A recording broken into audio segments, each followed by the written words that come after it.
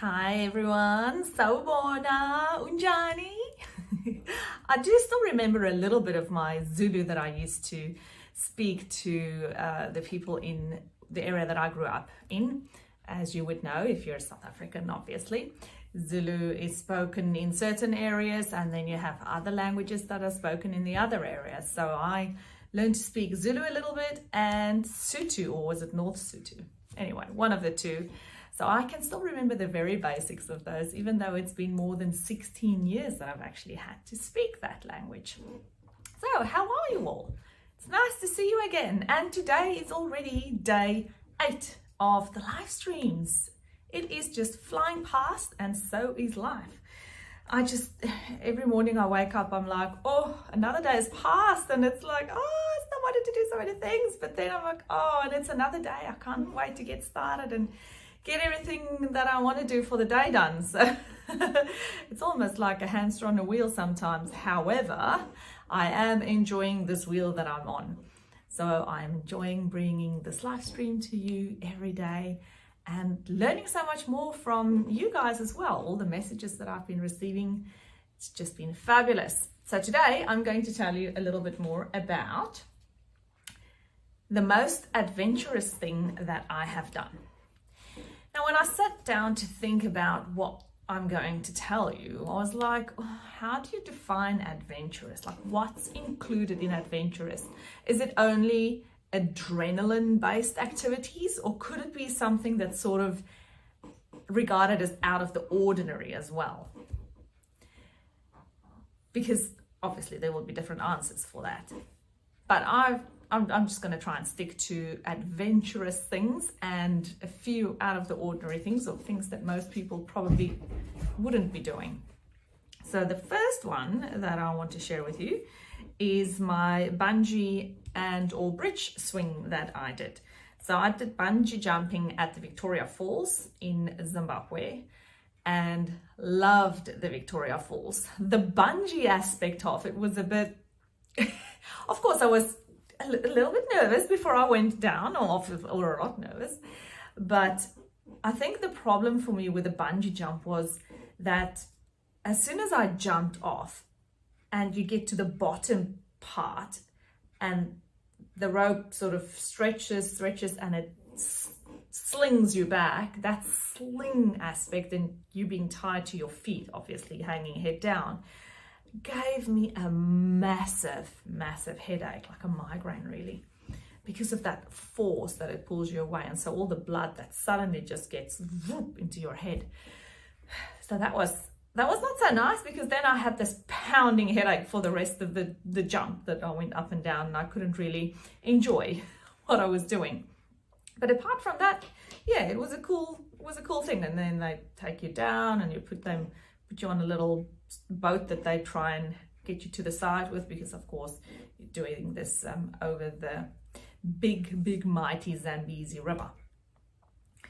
The bridge swing I did was, so I might just add, the Vic Falls one, the bungee jump was in standard 9 for me, which is the equivalent of year 11.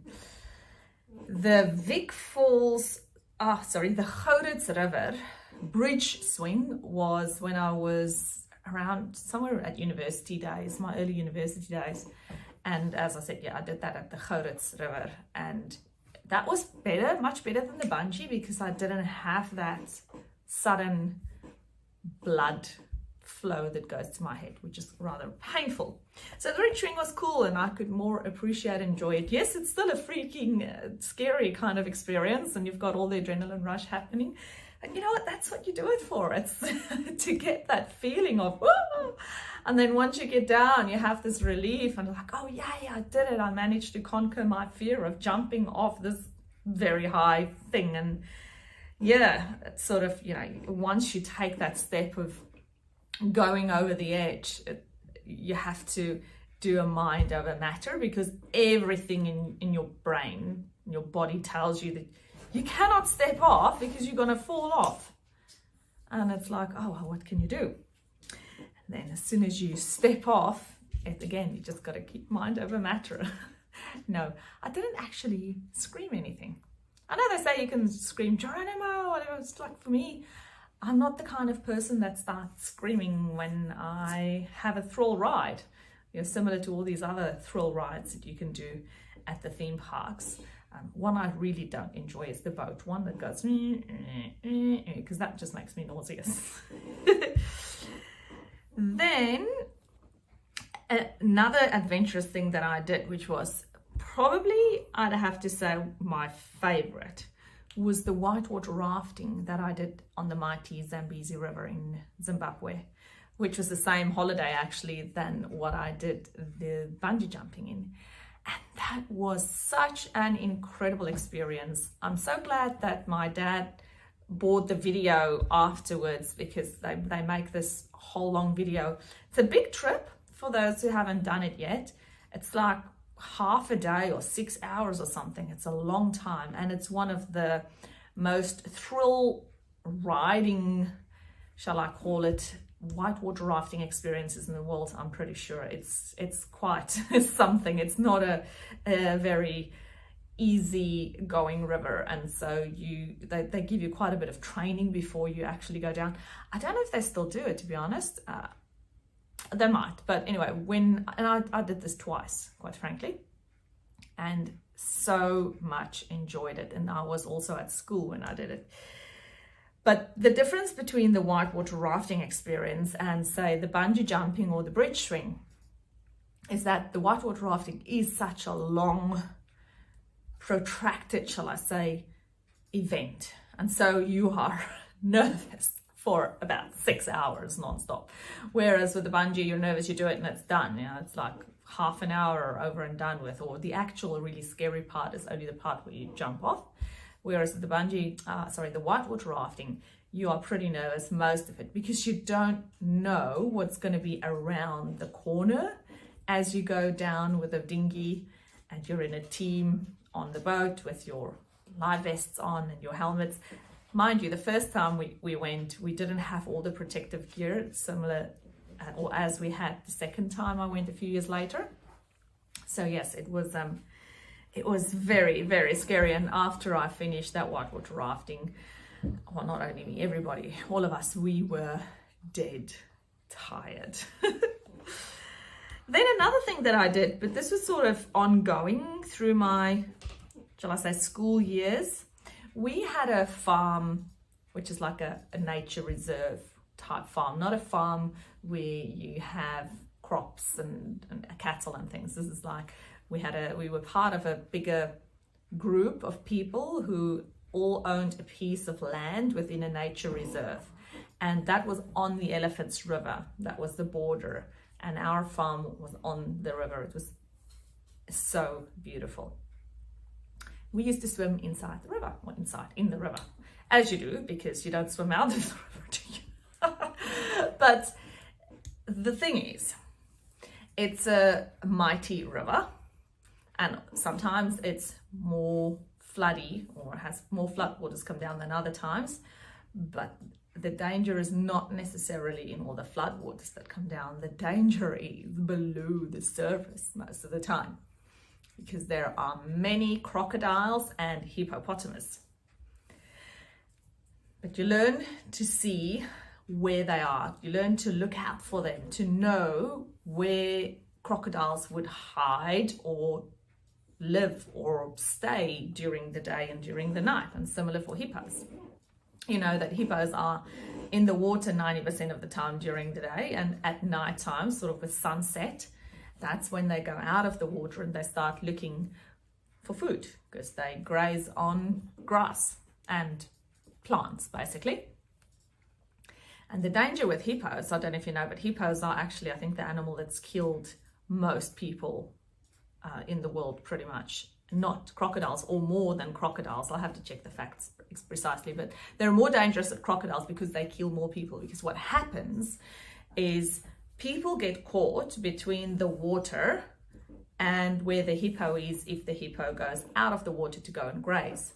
And so when the hippo wants to go back to the water and there's a person here, that's when there is a problem. And that's when the hippos attack, which has been really interesting. You'd think crocodiles would be much bigger of a risk. So with the crocodiles, obviously you know what to look out for. You can sort of see their eyes and their nostrils sticking out. And clearly, if you can see a tail and a waddling kind of motion that goes in the water, then you know where the crocodiles are. And they tend to like more quiet waters, not rapids for the crocodiles. So sandbanks and those kinds of things. So we knew exactly what to look out for and where they would most likely be. But yeah, we swam, and sometimes we didn't necessarily know they were there. And then once you sort of threw it and you realize, oh, because often we used the dinghy to go on the river. Other times we would just swim in the river. And then you realize, oh, there was a crocodile. But nobody that I know have ever been injured by a crocodile, bitten, injured, or by a hippopotamus. And we spent many hours of fun times and holidays there at this farm. Probably every school holiday we would go there for at least a week. So that was just a gorgeous place. And that's probably one of the things I miss the most of South Africa, is our farm, essentially. The going there and being in nature and being out with the animals, because we also had other animals in the nature reserve, like zebras and giraffes, and we didn't have the big five there. Well, not officially. But as you know, some of these animals do roam, and so there were leopards from time to time in that nature reserve that we were on. So yeah, I miss that, but I don't think it anyway would be the same if I were to go back to South Africa. I have visited it again because some of our other friends who still live in South Africa still have their land there and their holiday houses there. So I have been back a few years ago, but it's just too dangerous at this point in time. I'm too scared to go there. Even like when we were in South Africa, I am literally too scared to go there because of safety concerns, not of the animals, but of being attacked and robbed and murdered by other people. So yeah, because it's also far away from any help really. So yeah, it's concerning. Then traveled around Australia. That is the other thing that I've done that is very much not an ordinary kind of thing. Because most people want to go one day and they put it in their bucket list and it's like, I'd love to go and do that, and they just don't actually really go and do it. So I'm very glad that Kyle and I managed to plan our things and get it sorted so that we could spend a good chunk of time, which in our case was 4 months, to, I want to say bite the bullet, it's not that, but to really invest and get it organized and make it happen, because it was a massive organization to get everything, all the ducks aligned. We rented out our house as an Airbnb, 2 parts of the house that needed to be organized, because we pretty much had to take out, like, you know, all these kinds of things that you see. We had to make it into spaces where people would probably use it as a holiday house, as opposed to what we have it like, because this room is like our study. So we had to make it into a place where people could sleep, and there was a lot of organization beforehand, and we took out our private things, like the stuff we didn't want to share with the guests, and we had to put that in storage. And you've got to plan things like what happens to your mail and bills that got to be paid, and who's going to mow your lawn and who's looking after the dogs. So it was a massive organization, and the actual trip itself was a big thing as well, because you needed to work out where you're going to go and how you're going to do it and what you're going to pack. And we were ordering things online in advance so that we had everything that we thought we might need on the trip. Just remember, when you're traveling for 4 months like we did, you're pretty much traveling nonstop, like moving nonstop. It's not like we were stationary at a point for a long period of time. Australia is humongous. It's very, very big. For the 4 months, we had to travel at least 3 hours every second day to be able to just make it around. And that's not talking about going to, you know, little bits and pieces in between if we wanted to go see. We literally had to that was just to get around Australia. We worked out we had to do 3 hours every 2 days. So traveling around Australia, that was definitely one of the more adventurous things that we've done, or uncommon kind of things. Then another thing I did was I paraglided. I tandem paraglided, and this was in Pretoria North, around university age, in my 20s. Seems I did a lot of things in my 20s and not much later than that. Looking back at it now. But just shows you how life changes, because now with little kids, I've got other things that I need to take into consideration. And, you can't just quickly jump in your car, drive somewhere and do something. You got to always keep your other little human beings in mind and make sure that they're catered for, and do other things with them, like traveling around Australia. And two more things on my list. The one is that I do have an open water diver's license. And I did this in South Africa as well when I was at university, so around 20 years of age. Dived in Sodwana, which is where I completed my license. And I haven't actually used that much afterwards. I'll probably have to do a refresher course. Obviously, I've snorkeled quite a bit, especially when we were at the Great Barrier Reef recently with our trip around Australia. But as for diving itself, I haven't dived much again. I did find that I got a little bit of claustrophobia under the water if I went really deep, concerned that I was gonna, my mask was gonna come off. Because when I did my training, and you have to practice, obviously, you'll know if you've done your training that if your mask comes off accidentally, you can put it back under the water. And when I did that, I really struggled to get it back on. And the one specific time when I had it back on and I was like, when you blow hard into your mask to get the water out, fill it with air, and then you put your mask back on, I didn't quite do that right. And as I opened my eyes and started breathing again after I did this massive and expecting that my mask was then going to be clear at that point, it wasn't. And so I breathed in all this water, and I was 10 meters, 15 meters under the water, surface of the water, 10 meters, 15 meters deep. And you will know that you cannot just then go up, swim up to the surface of the water. You have to go slowly, because you've got to equalize as you go up and let your body get used to the different pressures. And so I started panicking, because now I was choking under the water. I can't see anything because my goggles, that's an Afrikaans.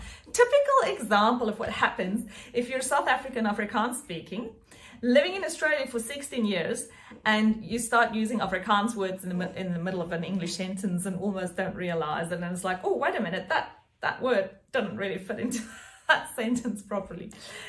So as I was saying, I got panicky because I was trying to breathe and I had my glasses on, and then I started choking because I thought there was only air in my glasses, in my goggles, but then there was water in. And when you're choking, your eyes are closed, you can't see anything, and I can't get my goggles back on. And then what do? You just want to get out to the top so that you can breathe again. And so anyway, it was a really nerve-wracking experience for me.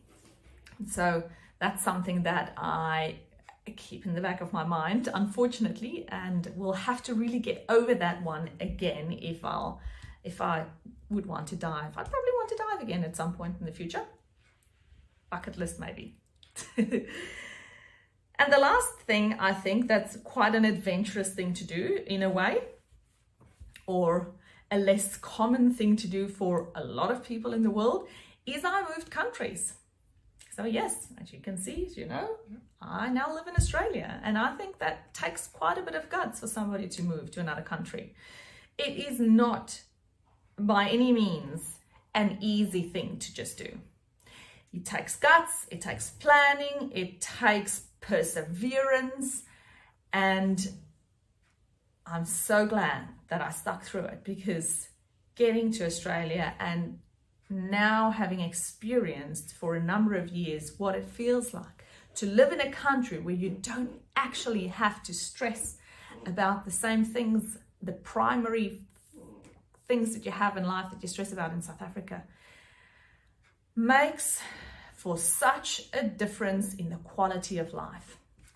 The stress is so much off my shoulders because I don't have to look over my shoulders all the time, which is what I had to do when I was living in South Africa. That's the way that you live in South Africa. You constantly do this. You have such strong neck muscles, in a sense, because everybody there, you don't even realize that you do it all the time in South Africa. You're constantly looking over your shoulder just in case there's somebody that might approach you, shall I say, inappropriately, that might attack you.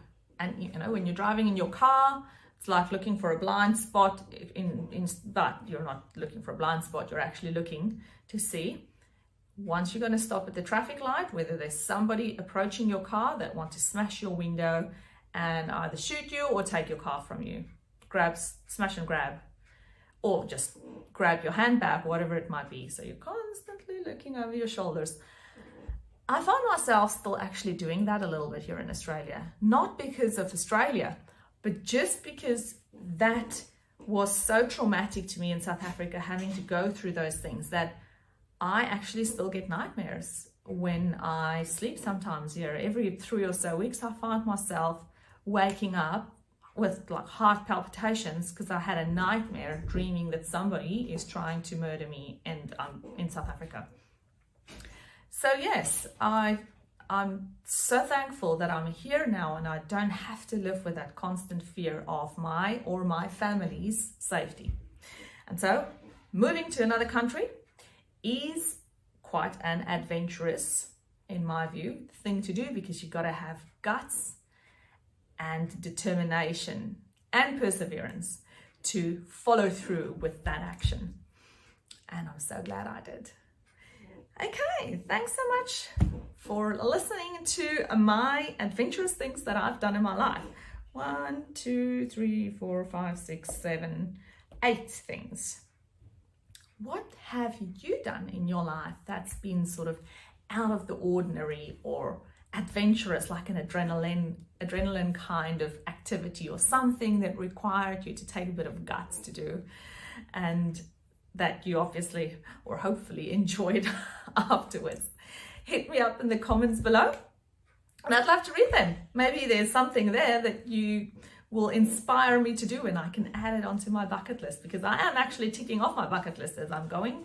Remember, that's one of my big things that I aim to do, is to tick off on my bucket list, not just fill it up or make the list longer. I actually do try actively and achieving some of my bucket list items. So let's see if you can add something below. I'd love to read it. And then, very importantly, please come back again tomorrow. Oh, and of course, hit the like button if you enjoyed this video, if you're enjoying this series of getting to know me. If there's anything else you'd like to know of me, please let me know. I'm an open book and I'm very happy to share with you those things that you might not know yet. And then let's just see. Come back tomorrow, because tomorrow I will be telling you about what is something I love about this amazing place that I now find myself living in, called Australia, land down under. Thanks, boys and girls, and I'll see you in the next one. Adios, amigos.